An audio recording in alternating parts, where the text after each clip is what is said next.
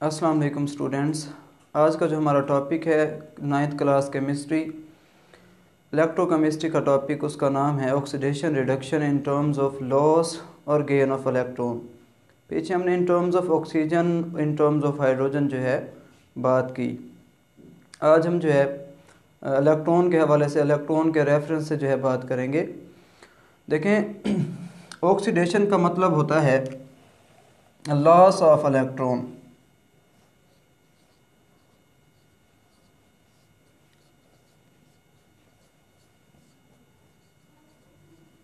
अब loss of electron तो है ही है, मगर कहाँ से? लॉस ऑफ इलेक्ट्रॉन दो जगहों से हो सकता है, दो सबस्टांसेस से हो सकता है। एक तो एटम से, दूसरा आयन से। आयन से भी जो है इलेक्ट्रॉन लूज हो सकता है, एटम से भी इलेक्ट्रॉन जो है लूज हो सकता है। अब किन से होगा, कौन से आयन कौन से एटम? देखें, अगर हम बात करें पीरियोडिक टेबल में एस ब्लॉक की और डी ब्लॉक की, सारे के सारे मेटल्स हैं। एस ब्लॉक वाले मेटल्स हैं, मेटल्स इलेक्ट्रॉन के लूज़र होते हैं। उसके बाद डी ब्लॉक वाले हैवी मेटल्स हैं, वो भी इलेक्ट्रॉन के लूज़र हैं, जल्दी से इलेक्ट्रॉन को लूज़ कर देते हैं। तो इस स्क्रीन में भी आप देख लें जो है कैसे जो है एस ब्लॉक और डी ब्लॉक दिखाया गया है। अब हम इसकी एग्जांपल लेते हैं। देखें, एटम के हवाले से एग्जांपल पहले ले लेते हैं। जैसे हम कहते हैं कि जो हमारे पास सोडियम की स्ट्रक्चर है, तो इसके वैलेंस शेल में एक इलेक्ट्रॉन होता है, 11 इलेक्ट्रॉन इसके पास टोटल होते हैं। ऑक्टेट मुकम्मल करने के लिए इसे एक इलेक्ट्रॉन को लूज़ करना होता है, जो कि ये लूज़ कर देता है। इस तरह जिंक की बात करें तो जिंक एक जो है हमारे पास हैवी मेटल है, डी ब्लॉक से ताल्लुक़ रखता है। आखिरी शेल में 2 इलेक्ट्रॉन होते हैं, तो ये 2 के 2 जो है लूज़ कर देते हैं। क्योंकि हम पहले चैप्टर में पढ़ चुके हैं कि अगर किसी एटम के आखिरी शेल में 4 से कम इलेक्ट्रॉन होंगे तो वो लूज़ करेगा, ताकि ऑक्टेट या डुप्लेट को मुकम्मल किया जाए। तो जिंक जो है 2 इलेक्ट्रॉन को लूज़ कर देता है, Zn2+, और ये 2 इलेक्ट्रॉन उसने लूज़ कर दिए। ये तो एटम वाली एग्जांपल हो गई। अब हम किसी आयन वाली एग्जांपल को देख लेते हैं। देखें, डी ब्लॉक के जो एलिमेंट्स हैं, तो ट्रांजिशन एलिमेंट्स हैं, मतलब एक से ज़्यादा ऑक्सीडेशन स्टेट शो करते हैं। जैसे आयरन की बात करें, आयरन की ऑक्सीडेशन स्टेट जो है वो 2 भी होती है, 3 भी होती है। तो आयरन 2 बॉन्ड भी बनाता है, 3 भी बनाता है। तो आयन वाली एग्जांपल ले रहा हूँ। आयन ऐसी स्पीशीज होती है, ऐसा सब्सटेंस होता है जिसके ऊपर कोई ना कोई चार्ज होता है। जैसे आयरन ऑलरेडी 2 इलेक्ट्रॉन लूज़ कर चुका, अब एक और इलेक्ट्रॉन लूज़ करेगा, तो ये हो जाएगा जी Fe और 3+, और इसने एक इलेक्ट्रॉन लूज़ और कर दिया, क्योंकि 2 तो पहले ही कर चुका था। तो ये हमारे पास ऑक्सीडेशन हो गई in terms of electrons. Reduction कहते हैं गेन ऑफ इलेक्ट्रॉन को। गेन ऑफ इलेक्ट्रॉन का मतलब ये है कि गैसेस जितनी भी हैं, हमारा जो पीरियोडिक टेबल है उसमें जितनी भी गैसेस हैं वो क्या करती हैं, वो इलेक्ट्रॉन को गेन करती हैं। जहाँ भी गैस का जिक्र है, इलेक्ट्रॉन को गेन करते हैं, एनायंस बनाते हैं। तो हम इसकी एग्जांपल ले लेते हैं पहले रिडक्शन की, कि gain of electron, gain of electron. अब ये जो गेन ऑफ इलेक्ट्रॉन है वो कौन करेगा? गेन ऑफ इलेक्ट्रॉन कोई एटम भी कर सकता है, या कोई जो है आयन भी कर सकता है, बाय एन एटम। तो बाय दो चीज़ें जो है हम लिखेंगे, और दूसरा आयन। पहले हम एटम के हवाले से जो है बात करेंगे, फिर जो है आयन के हवाले से। देखें, जैसे क्लोरीन है, क्लोरीन जितनी भी गैसेस हैं, एक और आपको बात बता दें कि जितनी भी गैसेस हैं वो डाई एटॉमिक फॉर्म में एग्जिस्ट करती हैं। हम इसके चौथे चैप्टर में जो है, इसी 9th क्लास के चौथे चैप्टर में पढ़ चुके। ऑक्टेट और डुप्लेट मुकम्मल करने के लिए जो गैसेस हैं वो डाई एटॉमिक फॉर्म में जो है एग्जिस्ट करती हैं। अब क्लोरीन है, क्लोरीन जो है डाई एटॉमिक फॉर्म में एग्जिस्ट करता है, Cl2। जब ये 2 इलेक्ट्रॉन लेता है तो क्या बन जाता है?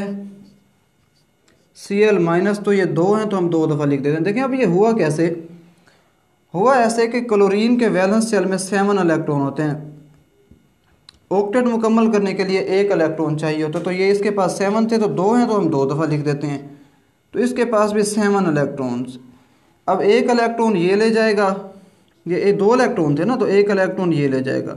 जैसे ये इलेक्ट्रॉन इधर आएगा तो एक इलेक्ट्रॉन फालतू आ गया, एक इलेक्ट्रॉन फालतू आने का मतलब होता है कि माइनस चार्ज, तो ये बन गया जी Cl-। ये भी क्या बन गया जी, ये इलेक्ट्रॉन इधर आएगा तो Cl-। तो कितनी दफ़ा Cl-, दो दफ़ा Cl-, तो ये दो दफ़ा जी ही Cl-। अब हम आयन के हवाले से बात करेंगे इसकी। हम बात करते हैं हाइड्रोजन की। हाइड्रोजन के बारे में आपको बता दूं कि हाइड्रोजन ग्रुप नंबर 1 से बिलोंग करता है। एक इलेक्ट्रॉन होता है इसके पास, 3 इसके स्टेट्स होती हैं जी। एटॉमिक स्टेट ये जो है, इसमें कोई इलेक्ट्रॉन इसके पास नहीं बचा, ये कैटाइन है या इसे प्रोटॉन भी कहते हैं। या जब ये कोई इलेक्ट्रॉन ले ले तो उस पर माइनस चार्ज आता है।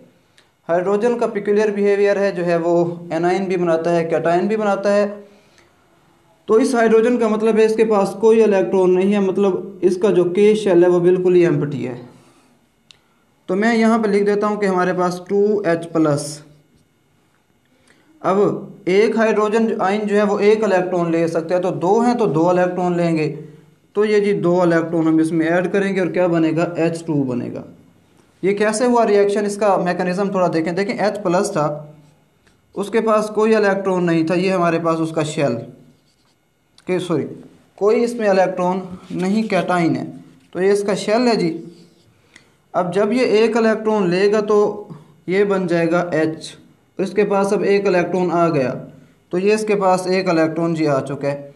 अब जब ये दूसरा इलेक्ट्रॉन लेगा तो ये बन जाएगा दोबारा H, और ये इलेक्ट्रॉन और ये इलेक्ट्रॉन आपस में बॉन्ड बना देंगे तो ये बन जाएगा H2O। तो देखें ये हमारे पास दूसरा हमारे पास इस तरह से जो है, देखें अब हाइड्रोजन के पास जो है एक एक इलेक्ट्रॉन आ गया तो उन्होंने आपस में बॉन्ड बना लिया ताकि अपना डुप्लेट मुकम्मल कर लिया जाए और स्टेबिलिटी का गेन कर ली जाए।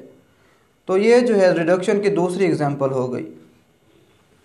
अब मैंने आपको बताया था कि एक रिएक्शन में जो ऑक्सीडेशन है और रिडक्शन है वो साइमल्टेनियसली अक्कर हो रहे होते हैं, मतलब एक ही वक्त में हो रहे होते हैं। अब हम एक ऑक्सीडेशन और रिडक्शन का रिएक्शन देख लेते हैं कि कैसे जो है वो परफॉर्म होता है। देखें अभी हमने बात की थी सोडियम की, कि सोडियम जो है एक इलेक्ट्रॉन लूज करता है और क्लोरीन एक इलेक्ट्रॉन गेन करता है, तो ये बन जाता है Na और Cl। हमने तो अभी कहा था कि जो गैसेस हैं वो तो डाईएटॉमिक फॉर्म में एग्जिस्ट करती हैं, तो बिल्कुल हम डाईएटॉमिक, ये सिंबॉलिकल रिएक्शन है, हम इसको जो है एक्चुअल रिएक्शन जो है परफॉर्म करके देख लेते हैं। ये है जी सोडियम Na, गैसेस हमेशा डाईएटॉमिक फॉर्म में एग्जिस्ट करती हैं, तो ये बनेगा 2NaCl। तो यहाँ पर भी दो लेना पड़ेगा। अब देखें इसका मैकेनिज्म देखें, तो क्लोरीन दो थे तो उनके पास आपस में उन्होंने बॉन्ड तोड़ा, क्योंकि मुफ्त वाला इलेक्ट्रॉन आ रहे हैं ना। एक गैस यही चाहती है कि मैं मुफ्त वाला इलेक्ट्रॉन ले लूँ, तो ये भी आपस में बॉन्ड इन्होंने पहले बनाया हुआ था, अब तोड़ा इन्होंने। ये इसका जो है पहले स्ट्रक्चर थी इस तरह से ना, ये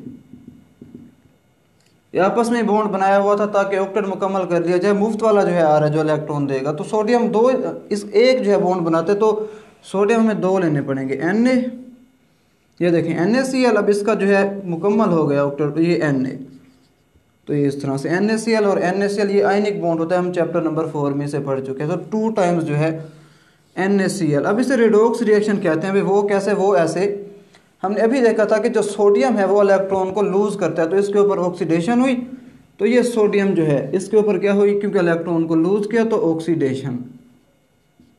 अब देखें क्लोरीन ने इलेक्ट्रॉन को गेन किया तो क्लोरीन के ऊपर जी क्या हुई, इसके ऊपर हुई रिडक्शन। तो ऑक्सीडेशन और रिडक्शन का जो प्रोसेस है वो साइमल्टेनियस है।